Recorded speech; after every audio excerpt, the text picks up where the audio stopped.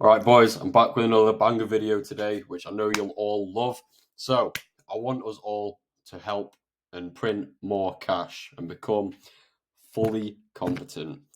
One of the ways of doing that, there's a multitude of ways, but one of the ways, which is very important, is continued learning and knowing your averages.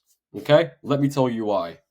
Firstly, obviously, we know hard work garners more results. So I'm sure you're aware, all these mad successful people, all the people you see online, Tate, Hormozy, Elon Musk's, they are all workhorses. They work like immigrants, but look at the results they've achieved. Okay, so they give it their all at whatever they do. Which I'll be honest, a few of us we definitely do that.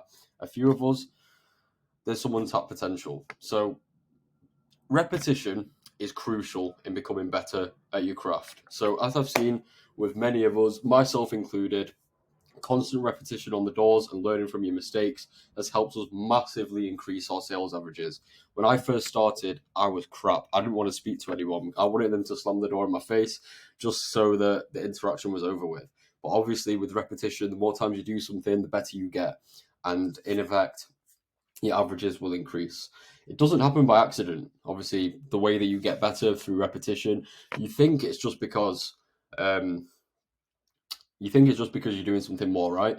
But unconsciously or consciously, you are filtering out mistakes. You're fixing up on your old mistakes and you're implementing new things. This is how you will succeed in any walk of life. Okay? So, if it was easy to be a great, then everybody would be. But the ones who truly succeed in any industry, the work doesn't stop when you go home. The work doesn't stop when you leave the field. Obviously, with this, we know that eco's a cash cow, and with such a high paid opportunity, if you want to be the best, you need to be constantly up in your game. So, for example, when I first started, maybe I was getting like 2 or 3 sales a week, not very good at all. And then I was like, bro, these people are making way more than me. And these other people who I don't think anybody is better than anybody. I think genuinely we're all human. I think genuinely if you put the hours in, even if someone's more inclined to be better at something, hard work beats talent when talent doesn't work hard. Okay. So you always need to be looking to advance yourself and push forward and just become better in all realms. So the best ways to do this is normally through analysis. Obviously, if you analyze your old mistakes where you might have gone wrong, then obviously you're going to be able to attack that better the next time. So this is why we do the end of the day breakdowns. Obviously, they're very useful in analyzing your performance. Like if you only got one sale that day, but then let's say another guy, the high roller, he got five, bro, you're still at the same place, and it's not like the map, because bro, the sales everywhere. So what could you have done better to reach that level? Surely he's not like that much better than you. He's in the same position as you. Okay, so there's something that that person who's getting five is doing that the person getting one sale a day isn't.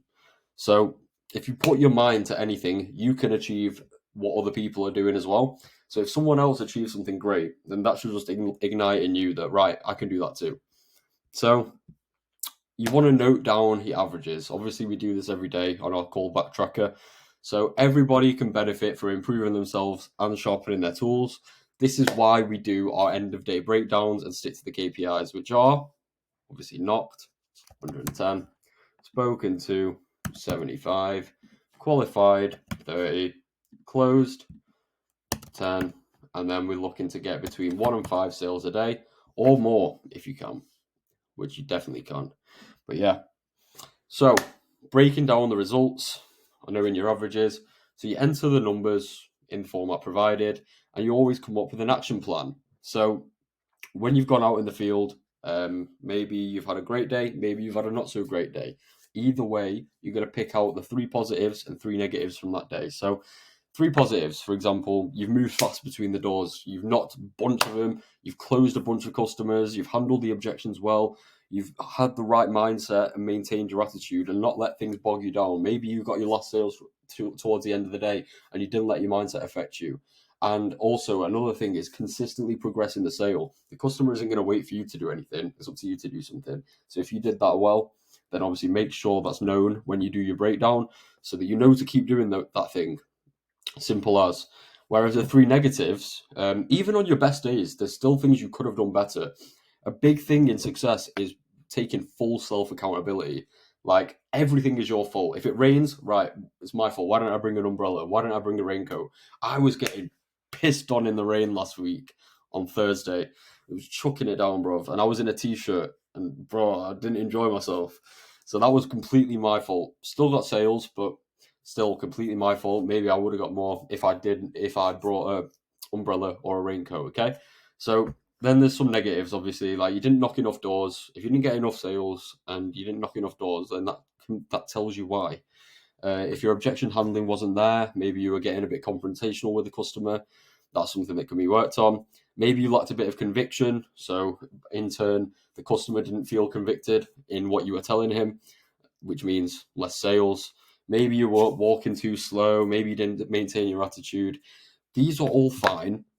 And this doesn't mean you're going to be in some pit of like, oh, I did so much bad today. I don't know what to do. It's great. There's always negatives. There's always something to improve on, isn't there? Even the best people, there's always something to improve on, which means even if you went out and you got 3 sales, right? Why didn't I get 4? Why didn't I get 5? There's always progression to be had. Do you understand? Okay.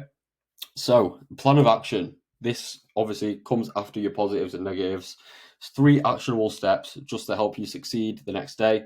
For example, starting earlier, knocking more doors, focusing on closing, getting a decision out of the customer. So, remember, obviously, when this is just a random side note, but like I said before, when you're getting objections, remember to agree with the customer. You don't want to become off needy or confrontational when you're like, yeah, but it's free. Like you can say that, you can remind them that it's free, but one thing that I was noticing from myself last week is just the difference it has when you agree with the customer and stay on their side. Little things like this, like it doesn't matter how long you've been doing something, reminding yourself of the basics is always going to help you succeed. Okay, and then there's another step, for example, like using my body language to my advantage. All these little actionable steps, no matter how small they are always going to help you succeed. So remember to be doing your breakdowns. Your breakdowns are what is going to push you to the next level. Okay. And from your breakdowns, you will be able to analyze your averages. So this is vital in developing your abilities and keeping yourself motivated. So if you know your averages, say you speak to 75 people a day, you know that you'll normally average maybe like 2 sales a day. So if your averages are 1 sale in every 30 people spoken to, let's say, and you've spoken to 25 people and you've not had a sale yet, that's great because you know that in your next 5 doors, you'll most likely get a sale as long as you're sticking to all the little inputs as well. It's maintaining your attitude, keeping convicted, all these good, wonderful things, these little inputs that add up. Okay. So you know that if you keep going for the next 5 doors, you'll probably get a sale. And if not, remember, your averages are 1 in 30. So if you don't get it in the first 30, then you're more likely to get 2 in the next 30. So just use this always to keep yourself motivated. So as you continue to analyze and break down your numbers and keep improving, you'll notice that your averages will increase. When I first started, I was getting 2-3 sales a week. My averages were whack, bruv. Like one in 150. Like if I was getting 2-3 a week. But then obviously as time goes on, you're gonna increase those averages, okay? So whilst you used to get maybe 1 sale in every 35 doors, getting 2 a day, after you've learned and implemented and saw where you were going wrong, you might now get 1 sale in every 25 doors. So you're getting like 3 a day, which is only due to increase as you keep learning, keep analyzing, and keep progressing. Eventually, there's mad high rolls out there like Auntie Danny getting like 4 or 5 boilers a day, 20 a week. So it just goes to show what is actually achievable if you just put your mind to it, put the reps in, and keep learning. Okay. So another way to increase your averages, well, obviously everyone wants to get more of X for less of Y. You want to get more of the input, more of the output for less of the input. And that's why our customers love Eco, because they get a free boiler, free home improvements for nothing. So the same goes for us. Like if we increase our averages and put those inputs in and put that time into learning, progressing, analysing where we went wrong, analysing what went well, we're going to get more sales from less of the input as our averages increase, which leads to what? More money. Correct. So the breakdown of your results is obviously going to help you, as will watching the training course. So obviously when you go, and obviously the training course is very good because it's specific to eco and the objectives that we get, but also do your own like research on sales. There's YouTube, there's an abundance of things out there. If you want any like pointers of what I like to watch, let me know, and also confer with the other guys. I know Imran, a few of the other guys, you and obviously Eden. A lot of you watch like Andy Elliott, these kind of people. These are all very good. They teach you some very good sales frameworks, all to be used. So yeah, no matter your experience, there's always more you can learn and progress on. And as you do that, your averages are going to increase. Obviously, to get to be the best, you need to be consistent and persistent. Okay, so like I said, sticking to the basics is going to be your bread and butter in sales. So it's literally as simple as sticking to the script. Whenever you speak to like a high roller, for example, like Danny or whoever, they don't do anything crazy. They just work hard. They stick to the script. They don't deviate, and that's it. They know what went well that day. They'll go over it, and they'll try and implement the same the day after. So watch the videos. Go onto your specific kind of area you need to work on. For example, say you weren't closing people very well, or you weren't even getting to that point because, like, say you qualified them and then you just stood there doing nothing. Then you know tomorrow you need to work on closing. How are you going to work on closing? You're going to go on the training course and watch closing video, okay? And if you've done particularly well at something, you can even match up as to what you've been taught and what other people are doing, and you can give them game and you can take game from other people, and you can just reinforce those good habits. For example, say you did particularly well at handling some objections, you're going to do the same thing again. Say you use a particular intro or open line, you're going to do that again. Okay? And another way to stay on top of the ball is pitch practice with your team and your peers, because iron sharpens iron. That's what we're here for. We're here to all collectively improve. So you'll always pick stuff up from other people, and you can also give them game as well, which is obviously just boshes it up. Okay? So confidence is going to come from competence. So this is to do with sales and everything in your life, right? When you're on the ball, you're arriving on time, your diet's in check, you're improving your fitness, you're responding to messages quickly, you're always learning and applying new things on the field, you're growing your team, your maps are in on time, your breakdowns in ready to analyze, and you're becoming better every day, you're going to feel like the man. So this is what we seek as men, constant progression. So remember what we have here, we're not doing some 9 to 5, bro, getting 2K a month and sitting there idle mind in the office. We're going out and earning our money ourselves. So what you put in is literally what you get out. So when you take all of your energy and direct it into becoming fully competent and progressing every day, that's when you're going to get the maddest results. Bruv, I think there's a direct correlation between the times I've been on top of my fitness and my diet and everything and just how prompt I've been and the money I've made. Because when you become full circle as a man or lady, you're going to see the results. Like, it's like God. You're showing God how much you're trying. There's no way he's not going to reward you, okay? So remember, the discipline equals freedom.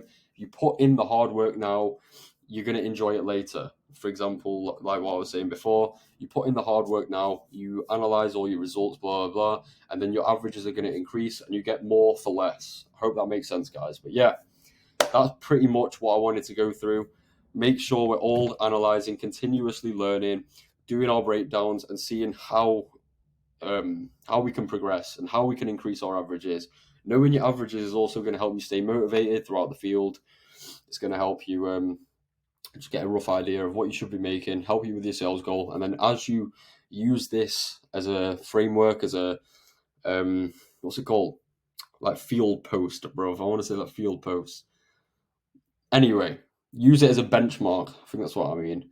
So say you're used to getting 1 in 30 and you see yourself averages increasing to 1 in 25 sales per people spoken to, or 1 in 20. That progression is going to be very rewarding and you're going to see that monetarily as well. Okay? Hope that makes sense. Let's fucking have it, boys.